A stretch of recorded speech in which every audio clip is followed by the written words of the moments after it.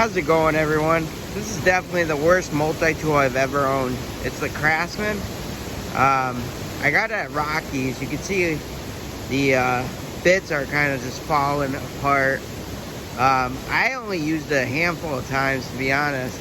But it's a mini keychain, kind of like the Leatherman Micra. But you can see the handles are just so messed up. It still functions a little bit, but you can see it's just not slotted right. The tools on the inside are not that great either. It's just very gritty. I think this was like a $10 part, to be honest. And well, $10 multi-tool. I got it from Rockies, and it's just falling apart pretty much. You could tell it's not quality at all. Craftsman. It has a lanyard that I could pretty much, let's see if I can find it. Trying to find it. There's a lanyard in there that's pretty much just fallen. It crumbled because it's just so cheap, the metal.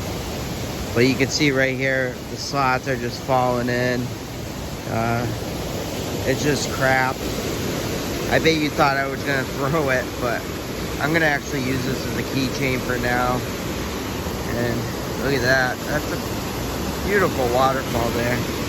But yeah, it's just not my favorite at all. This thing is a beater. Maybe I'll use that on like a torture test or something. We shall see. But let me know your worst multi-tool. This is definitely one of the worst multi-tools I've used to date. Craftsman multi-tool. I bought it at Rockies for like $9.99. Well, thanks for watching, guys. Hope you enjoyed this video.